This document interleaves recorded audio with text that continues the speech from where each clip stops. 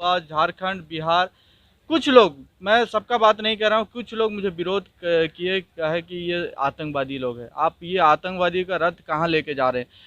अब बहुत सारे लोग सपोर्ट भी किए हैं। उनका कहना था कि इनके वजह से हम लोग को आज़ादी मिला है। खुदीराम बोस जी, हुआ है। खुदीराम बोस। मैं आपको दिखाना चाहता हूँ, बाजी राउत 11 साल का बच्चा, हाँ, इनके अंदर राउरकेला के लोग भी नहीं जानते हैं। अच्छा अभी भी वो जो गांव है आमको सिमको जंगल के अंदर में है। अच्छा। उस समय सोचिए, उस समय कैसा जंगल होगा। वहाँ पे जो हत्याएं किए थे ब्रिटिशर ने।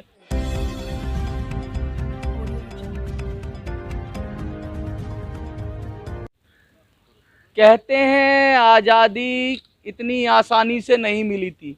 बहुत सारी ऐसी गाथाएं हैं आज़ादी की जो दब के रह गई, छुप के रह गई, और जिनका कहीं कोई नामो निशान ज़्यादा मिलता नहीं।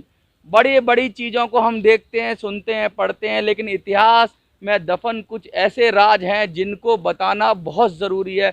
भारत की जनता को ये जानना ज़रूरी है कि किस तरीके से यहाँ के लोगों ने, यहाँ के नागरिकों ने संघर्ष किया, और संघर्ष करके आज़ादी जो मिली है वो कहीं एक दो आंदोलनों से नहीं मिली। उसमें इतने सारे आंदोलन हैं, कुछ तो हाईलाइट हो गए लेकिन कुछ दबे रह गए। और ख़ासकर उड़ीसा की बात करेंगे तो उड़ीसा में, या हम जब बात करते हैं बिरसा मुंडा की, या बहुत सारे ऐसे लीडर्स की बात करते हैं जो जिनके बारे में कहा जाता है कि भाई आदिवासियों के लीडर थे और अंग्रेज़ों से एक छत्र लोहा लेने वाले लोग थे। लेकिन उससे भी ज़्यादा हम आज बात करेंगे, ऐसी बात करेंगे जो इतिहास में दफन रह गए। ऐसे लोगों की बात करेंगे, हम करेंगे अमको सिमको, जिसमें जो जघन्य हत्याकांड हुआ उसकी बात करेंगे। 25 अप्रैल 1939 को हुआ। कहते हैं जलियांवाला बाग तो कुछ नहीं था, इसमें जो मास्केयर हुआ, इसमें जो नरसंहार हुआ, उसकी गिनती कुछ लोग कहते हैं हज़ारों में, कुछ लोग कहते हैं सैकड़ों में। सरकारें तो कुछ 10 या 50 के अंदर मानती हैं। लेकिन अभी हम बात करेंगे, ये जो व्यक्ति हैं, क्या नाम है आपका? नमस्कार, मेरा नाम मुक्तिकांत बिश्वाल। मुक्तिकांत जी हैं, और ये गजब के योद्धा, मैं कहूँगा कि कम से कम हमारी मेमोरीज़ को रिफ्रेश कर रहे हैं, हमें बता रहे हैं कहाँ से आए हैं और अब कितना चले। मैं उड़ीसा राउरकेला से 16 मई से पैदल यात्रा किया हूँ। लगभग 1450 किलोमीटर पैदल यात्रा करके दिल्ली पहुंचा हूँ अभी जंतर मंतर में। ये पूरी खींच के रेडी लेके आए हैं आप? ये जो क्रांतिकारियों का रथ है, हाँ, ये 1.5 क्विंटल का रथ है, 11 फीट का ये रथ है। इससे मैं उड़ीसा राउरकेला से खींचते हुए लेके आया हूँ। हाँ। झारखंड, बिहार, उत्तर प्रदेश, हरियाणा होके दिल्ली पहुंचा हूँ। देखिए अब वहाँ पे फोटो लगी है खुदीराम बोस की, अशफाक उल्लाह खां की, चंद्रशेखर आज़ाद की, और पीछे भी हैं रानी लक्ष्मीबाई, भगत सिंह, और जो हमारे खुदीराम बोस, सब लोगों की फ़ोटो है। और हमारे बाजी राउत की है। ये सारे क्रांतिकारियों की फ़ोटो है। लेकिन ये तो सब ज़्यादातर लोग जानते हैं। मैं कुछ और बात करूँगा, मैं बात करूँगा पाइका विद्रोह की। कहते हैं कि भारत में पहला जो सशस्त्र आंदोलन था, आज़ादी की पहली लड़ाई थी, 1856 में कहा जाता है उसको, और जिसमें मंगल पांडे थे, रानी लक्ष्मीबाई थी, इस तरह का कहा जाता है। लेकिन आपको पता नहीं होगा, क्योंकि उससे पहले जब ईस्ट इंडिया कंपनी का भारत में शासन था, तो पहला जो आज़ादी की लड़ाई थी, सबसे पहली लड़ाई सशस्त्र विद्रोह, राजा तो लड़े थे लेकिन जब लोगों ने लड़ाई शुरू करी तो उसको हम कहते हैं पाइका विद्रोह। ये 1817 की बात है लगभग।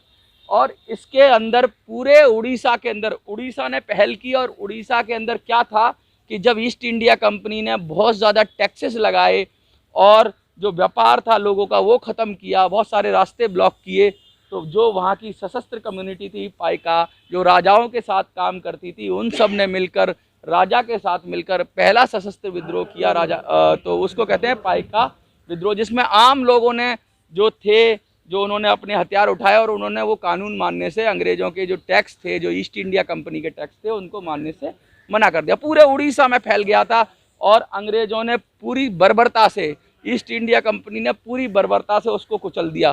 तो कहा जाएगा कि अगर कोई पहला आज़ादी का आंदोलन है तो वो उड़ीसा से शुरू हुआ था, और शुरू हुआ था आपका 1817 में, जिसे हम पाइका विद्रोह कहते हैं। लेकिन आज इसकी बात कोई नहीं करता। हम कहते हैं 1956 में हमने शायद पहली बार आज़ादी का आंदोलन, लेकिन पाइका विद्रोह उससे 56 से लगभग 40-50 साल पहले की बात है। ये हो चुका था और आग तो सुलग ही रही थी। दूसरी बात ये जो बता रहे हैं, ये कह रहे हैं कि जो 25 अप्रैल 1939 को क्या हुआ कि निर्मल मुंडा जी थे, एक आदिवासी लीडर थे, उनको अंग्रेज सरकार ने पकड़ लिया, तो उसको छुड़ाने के लिए हजारों की संख्या में आदिवासी लोग अपने लीडर को छुड़ाने के लिए आ गए। तो आ गए तो जो जिस जगह पे आए थे उस जगह को हम बोलते हैं एमको सिमको। तो वहाँ पर जाकर एमको सिमको पर जब उन्होंने मांग की कि हमारे लीडर को छोड़ा जाए, तो अंग्रेजों ने मास केयर किया, गोलियां चलाईं और कहते हैं कि हजारों लोग मरे उसमें। जलियांवाला बाग में तो क्या मरे होंगे, इतने लोग मरे, लेकिन सरकार ने अब 50 या लगभग कुछ लोग कह रहे हैं 54 तक कबूल करती हैं और मुख्यमंत्री अनऑफिशियल कहते हैं कि 700, लेकिन अब जो पता लग रहा है कि वो संख्या हजारों में थी। तो ये बात लेकर जो आए हैं जंतर मंतर पे, ये बहुत बड़ी बात है। क्या लगता है, रिकॉग्नाइज होगा ये? उम्मीद तो है सरकार से, अभी का मौजूद का सरकार से उम्मीद है कि आमको सिमको को सेकंड जलियांवाला बाग का दर्जा मिलेगा और पहला स्वतंत्र स्मारक तो बना दिया है, जी। लोग थोड़ा बहुत तो रिकॉग्नाइजेशन है। हाँ, वो लेकिन वो उड़ीसा के लोग जानते होंगे या आसपास के लोग जानते होंगे, भारत में तो कहीं कुछ नहीं है। पूरा राउरकेला के लोग भी नहीं जानते हैं। अच्छा अभी भी वो जो गांव है आमको सिमको जंगल के अंदर में है। अच्छा। उस समय सोचिए उस समय कैसा जंगल होगा, वहाँ पे जो हत्याएं किए थे की बात कर रहा हूँ। हाँ, जो विद्रोह हुआ, पाइको विद्रोह हाँ, 200 साल जैसे हो गया, 200 साल से भी ऊपर हो गया जी। और इसको भी लगभग हमारे को 100 साल जैसे हो रहा 100 है। साल के करीब हो रहा है जी। इसको। 100 साल लेकिन तो नहीं अभी हुआ, तक सरकार के भारत सरकार उसको मान्यता नहीं दिया है, भारत सरकार नहीं दिए हैं। और जो क्रांतिकारी हमारे जो फांसी पर चढ़ गए, जी हाँ, भगत और- सिंह, राजगुरु, सुखदेव, तो आप चंद्रशेखर भारत आजाद। रत्न कहते हो, तो मैं एक बात कहना चाहता हूँ, भारत रत्न तो पॉलिटिशियंस को भी मिल गया है, कहाँ इतना छोटा अवार्ड, इतनी बड़ी नहीं, मैं आपको बता देना चाहता हूँ, हाँ। मैं इन क्रांतिकारियों के लिए भारत रत्न का मांग नहीं कर रहा हूँ। बीजू हाँ, बिजू पटनायक जी के लिए भारत रत्न हाँ। का मांग कर रहा हूँ। इन क्रांतिकारियों को मेरा मांग है सरकार से, मैं उनसे निवेदन करने शहीद का आया दर्जा है दिया। शहीद का दर्जा दिया जाए, इनको राष्ट्रीय सम्मान दिया जाए, इनका जन्म जयंती, इनका पुण्यतिथि भारत सरकार पालन करे। देश की प्रधानमंत्री, देश के राष्ट्रपति जब उनका जन्म जयंती पुण्यतिथि आता देश को संबोधित अंग्रेजों ने तो करे। इनको जी, कुछ और ही बिल्कुल। कहा था, जी हाँ, जो हमें आतंकवादी। मैं आपको आप ही का बात आपको कोट करना चाहता हूँ, क्योंकि जब मैं रास्ते से निकला था वहाँ पे राउरकेला से निकला था, बहुत सारे जगहों में मुझे विरोध हुआ, झारखंड, बिहार, कुछ लोग, मैं सबका बात नहीं कर रहा हूँ, कुछ लोग मुझे विरोध किए, कहे कि ये आतंकवादी लोग हैं, आप ये आतंकवादी का रथ कहाँ लेके जा रहे हैं। अब बहुत सारे लोग सपोर्ट भी किए हैं, उनका कहना था कि इनके वजह से हम लोग को आज़ादी मिला है। खुदीराम बोस जी, खुदीराम बोस। मैं आपको दिखाना चाहता हूँ, बाजी राउत 11 साल का बच्चा, हाँ, इनके अंदर में वो जज्बा था, देश के लिए शहीद हो गए। अगर 11 साल का बच्चा, बाजी राउत के अंदर में जो जज्बा था, वो अगर आने वाले अभी जो 11 साल के बच्चे के अंदर में वो जज्बा नहीं होगा, देश को कैसे आगे ले जाएंगे।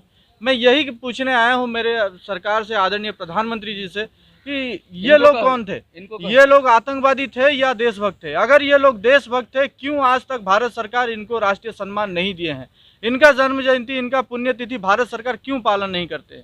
क्या उड़ीसा सरकार, क्योंकि बीजू पटनायक तो एक पॉलिटिकल पार्टी भी उन्होंने जन्म दिया, बीजू जनता दल, आज उनके बेटे नवीन पटनायक हैं, मुख्यमंत्री हैं, कभी सरकार से सिफारिश करी गई भारत रत्न की? मैं ये कह नहीं सकता हूँ, लेकिन उड़ीसा वालों का, उड़ीसा वासियों का बहुत दिनों से मांग है कि बिजू पटनायक जी को भारत रत्न दिया जाए, क्योंकि बिजू पटनायक जी का योगदान भारत के प्रति बहुत है। उड़ीसा नहीं, पूरा हिंदुस्तान के लिए वो बहुत कुछ किए हैं।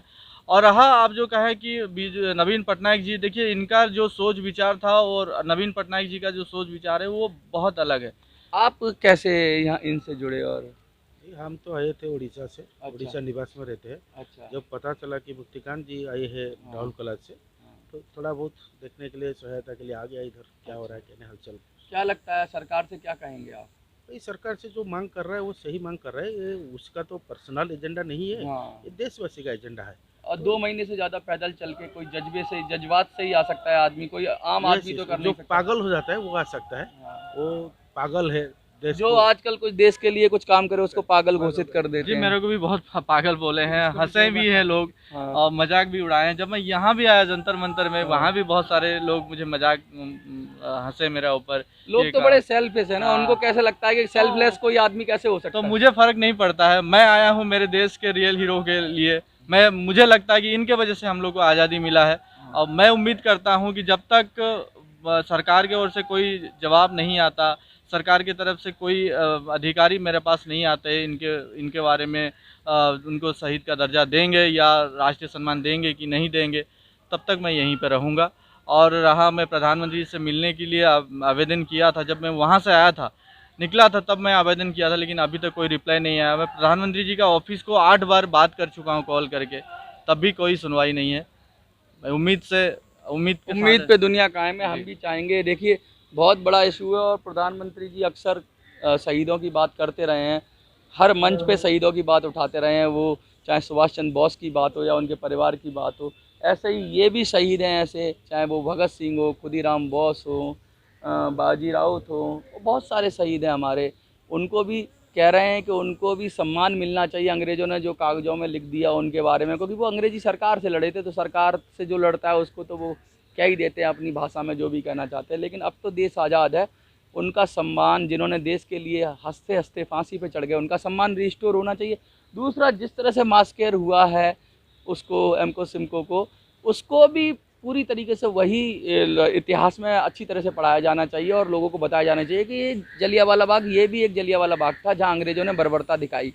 तीसरा, जो विद्रोह की बात कर रहे हैं कि आज से 200 साल पहले से भी जो पहला विद्रोह हुआ उसकी भी बात कर रहे हैं, पाइका विद्रोह की बात कर रहे हैं कि वो जो हुआ था वो पहला आज़ादी की लड़ाई थी, उसको भी दे। बात कर रहे हैं बीजू पटनायक जो हमारे बहुत फेमस नेता थे, उनको भारत रत्न की, और बहुत सारी छोटी छोटी मांग है। लेकिन असल में और 2 महीने से ज़्यादा का पैदल चलकर उड़ीसा से आना, ये उड़ीसा के इतिहास को भी दिखाता है। ये छोटा सा रथ के उड़ीसा के लोगों ने किस तरह आज़ादी के लिए संघर्ष किया। आपको क्या लगता है कि इन सबको जो इनकी मांगें सारी जायज़ हैं और वो पूरी होनी चाहिए? अगर पूरी होनी चाहिए, प्रधानमंत्री को इनसे मिलना चाहिए, तो वीडियो को ज़्यादा से ज़्यादा शेयर करिए, जिससे प्रधानमंत्री जी अगर देख रहे हो तो देखें और इनसे मिलें। जंतर मंतर से मिनी संसद के लिए मैं मनोज राजी, जय हिंद, जय भारत।